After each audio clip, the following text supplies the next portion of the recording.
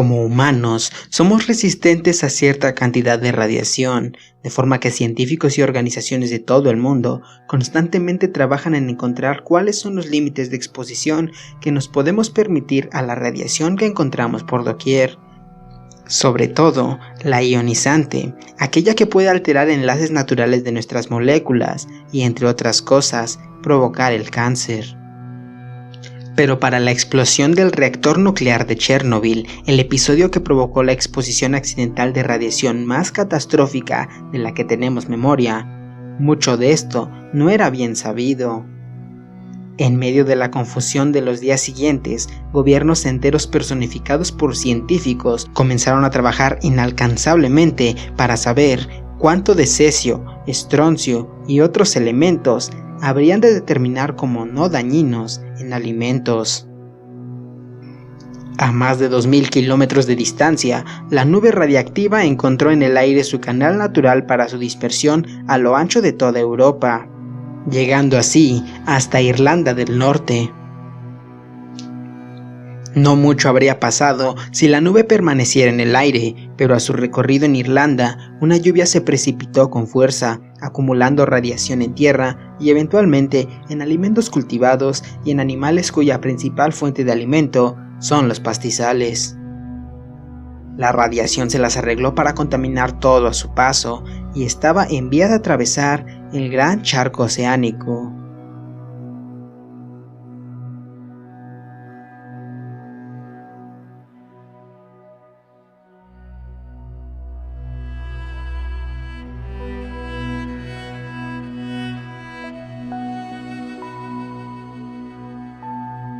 No fue Konasupo, sino una de sus empresas filiales la que encontró lo que parecía ser una muestra contaminada con cesio-137, isótopo que se usa en medicina e investigación nuclear. El cesio-137 es radioactivo, emite partículas beta y radiación gamma mientras decae, lo que ocurre muy lentamente, pues se estima que tiene un periodo de vida de aproximadamente 30 años. En la Comisión Nacional de Seguridad Nuclear y Salvaguardias volvieron a sonar las alertas. Apenas 3 años antes habían tenido que recorrer a pie Chihuahua y hacer una búsqueda a nivel nacional en busca de varillas infectadas con un isótopo radiactivo, el conocido incidente del cobalto 60. Es posible que la explosión del reactor nuclear de Chernobyl en abril de 1986 les pusiera sobre aviso, pero es improbable que se hubieran anticipado a esa llamada de la Konasupo. Cuando Konasupo les contactó, en realidad se trató de un mero trámite. El Instituto Nacional de Investigaciones Nucleares ya le había confirmado a la Konasupo lo que la empresa filial Wheat Bells le había dicho. Su leche en polvo era un riesgo para la salud de quien se acercara a ella, ya no decir de quien la consumiera. Cuando los hombres de traje y los científicos de bata se reunieron en Europa para catalogar los límites máximos permisibles de exposición a isótopos, decidieron que el del cesio-137 sería de 370 becquereles, medida que sirve para estimar la desintegración de un radionucleido por segundo. En este caso, el del cesio-137. El consenso fue el de permitir alimentos de hasta 370 becquereles durante el año posterior al accidente de Chernobyl. La leche en polvo enviada por la Konasupo a la empresa filial había alcanzado la cifra de 2.700 becquereles. En México ni siquiera se tenían claros los límites permitidos. Por un lado, no había norma oficial que considerara estimados de radiación en alimentos, pero además no le fueron comunicados los resultados de la reunión de la Comunidad Económica Europea, que trabaja a marchas forzadas por entender cuánta radiación tendría que entenderse como no dañina. Durante todo el año de 1986, México no exigió certificados de niveles de radiación en la leche que provenía de Irlanda.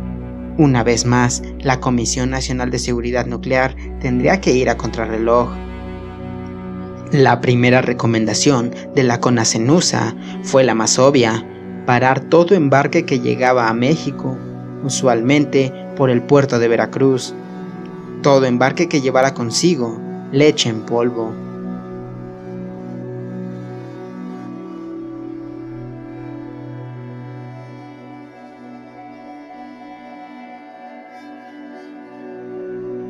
No solo eso, recomendó también que toda la leche que se tuviera en bodegas regresara de inmediato a aquel país. Conasupo se negó, argumentó que criterios comerciales impedían la devolución de la leche. Obligada a optar por otra vía, la Conasenusa integró un operativo de muestreo en las bodegas de la Conasupo y la Liconza. Todavía entonces, sin que la Secretaría de Salud supiera todo lo que estaba pasando. Una comunicación proveniente de Brasil lo cambió todo. Esta fue la del embajador Antônio González, que notificó que Irlanda había intentado vender leche en polvo a Brasil y que el contenido habría que tomarse con cautela debido al accidente nuclear, a medio mundo de distancia. Entonces, la Secretaría de Salud se dio por enterada de lo que estaba pasando por debajo de sus narices. Ahí es cuando México, Brasil y Argentina comienzan su propia investigación, solo para corroborar la sospecha. La leche en polvo de Irlanda, de alguna forma, todavía no comprensible en su totalidad, tenía rastros de la radiación del accidente de Chernobyl. La negativa de la devolución de la leche entonces en bodegas hizo que la Conasenusa tuviera que comprar equipo especial con tal de tener un operativo para seleccionar muestras en busca de leche contaminada que pudieran estar en suelo mexicano, y sin embargo, los lotes seguían llegando. Se estima que 39,000 toneladas métricas de leche proveniente de Irlanda llegaron en el año de 1987, incluso más de lo que México compró en el año anterior. En marzo de 1987, 3 barcos cargados con leche llegaron al puerto de Veracruz y la Conasenusa no podía más que encontrar la manera por organizar los operativos de muestreo en busca de contaminación. Pero la Conasenusa no podría haber tomado muestras de los primeros cargamentos, los que arribaron entre el mes de junio de 1986 y enero de 1987. La misma comisión lo notificó a través de vías oficiales, asegurando que 11,333 toneladas métricas que se comercializaron en ese lapso jamás recibieron inspección. Aquí es donde la historia comienza a bifurcarse.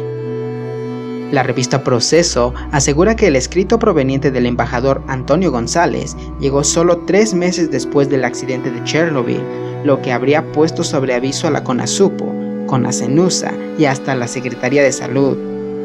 La versión oficial, sin embargo, indica que el escrito no llegó sino hasta principios del año 1987, lo que instó la colaboración entre los 3 países y eventualmente el acuerdo con la empresa exportadora Irish Dairy Board, sobre que la leche no debía pasar los 370 becquereles de cesio 137.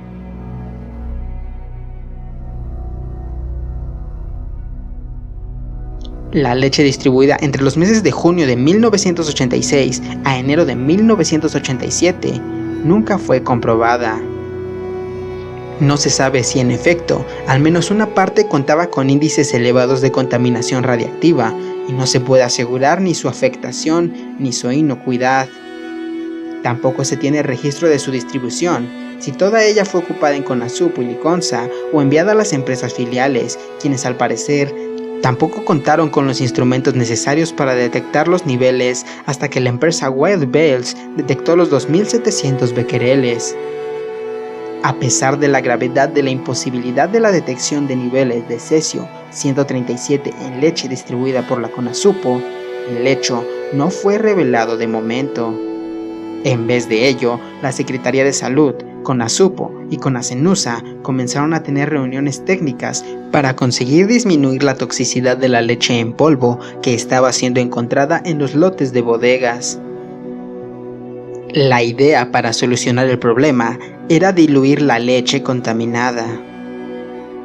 A la llegada de los 3 barcos cargados de leche en polvo provenientes de Veracruz, la Conasenusa recomendó que todo embarque de leche de procedencia europea no rebasara los 50 becquereles, un límite mucho más restrictivo que el que pactaron los europeos.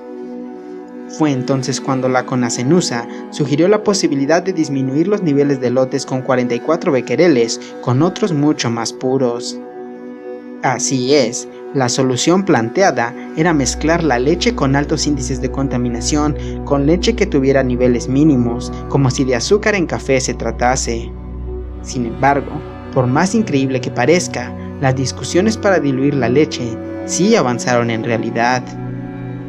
Se llegó a la conclusión de que una prueba piloto podría realizarse en bodegas de Liconza, en Tláhuac, al oriente de la Ciudad de México. Eventualmente, la prueba tuvo que cancelarse por temor a que toda la planta que procesaba leche para programas sociales quedara contaminada. Fue entonces cuando comenzó un peregrinar de la Secretaría de Salud, CONASUPO y CONACENUSA por encontrar una planta que tuviera la infraestructura para hacer la dilución. Meses después, la causa fue considerada como perdida por parte de la CONASUPO. Sin embargo, fue entonces que la leche, con índices de 150 becquereles, fue liberada. La distribución de la leche se hizo a sabiendas del rebase del límite de los 50 becquereles propuestos por la CONACENUSA, pero se consideró que el indicador seguía siendo menor a los 370 becquereles recomendados en Europa. Así, fueron un total de 2.436 toneladas las comercializadas en lotes de los que no se clarificó su destino.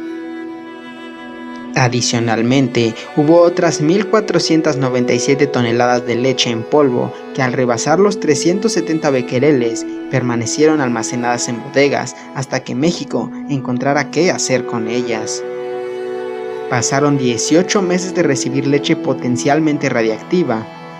Para el año 1988 no paraban los muestreos de la CONACENUSA, los análisis científicos y los debates comerciales para devolver la leche, pero nada ocurría. El secreto había sido guardado por mucho tiempo.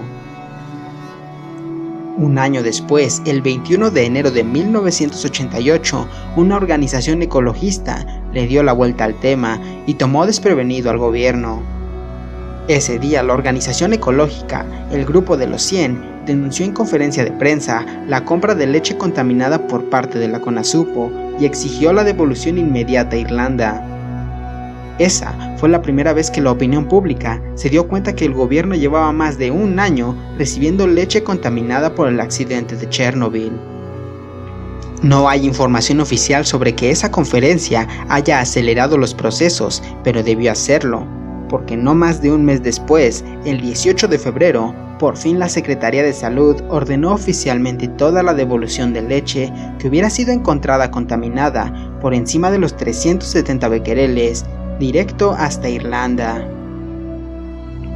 CONASUPO recibió el dinero correspondiente, pero el no haber comunicado a tiempo provocó un escándalo de mayúsculas proporciones que afectó la credibilidad del gobierno y levantó sospechas sobre la veracidad de la información oficial. Un reporte hecho por la UNAM y el Instituto Politécnico Nacional en el año de 1999 demostró que la CONASUPO sí fue responsable de importar leche contaminada y que lo hizo con conocimiento de causa. Además, se concluyó que la CONACENUSA intentó de inmediato regresar toda la leche contaminada, pero que los criterios comerciales establecidos por la CONASUPO impidieron la devolución inmediata. A pesar de que este no parece ser un caso tan grave como el de Cobalto 60, donde los estragos se ven presentes incluso hoy día, lo cierto es que el regreso de la leche contaminada a Irlanda aún está en duda.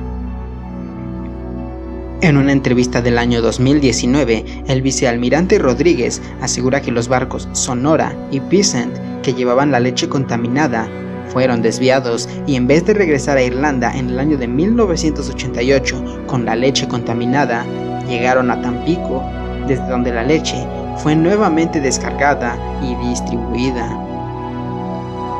Incluso Rodríguez le dijo a Imagen Televisión que uno de los trenes con leche se descarriló antes de llegar a Monterrey, en donde hubo robo hormiga por parte de la población del lugar. Sin embargo, no hay evidencia oficial que sustente este operativo.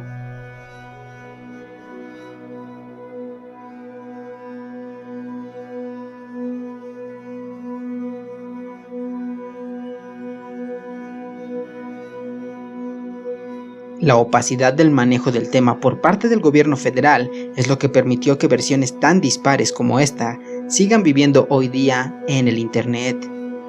No son pocos los periodistas que dicen haber encontrado un incremento de cáncer infantil en los años subsecuentes. El propio Pascal Beltrán del Río entrevistó a presuntos afectados por la dispersión de la leche contaminada, y en el famoso libro Caso Conasupo de Guillermo Zamora se recopilan varios testimonios más. La versión oficial de la Secretaría de Salud es que no hubo afectaciones a la población en México luego del accidente, aunque reconoce que no hubo un modelo epidemiológico para detectar y llevar seguimiento a casos. Zamora contrarresta en su libro, en donde dice que el cáncer infantil aumentó en un 300% en la década de 1987 a 1997. El punto medio es el de la doctora Rocío Cárdenas, en aquel entonces miembro del Departamento de Oncología del Instituto Nacional de Pediatría. Reconoció a la jornada un aumento de fallecimientos por cáncer infantil entre el periodo de 1987 y 1999, pero a falta de un modelo epidemiológico, una investigación a conciencia de carácter científico, es imposible establecer causalidad entre el caso Conasupo y la alza en casos de cáncer. La falta de transparencia en la información, eficiente comunicación gubernamental y análisis científico hará que el impacto del caso Conasupo nunca se conozca a profundidad.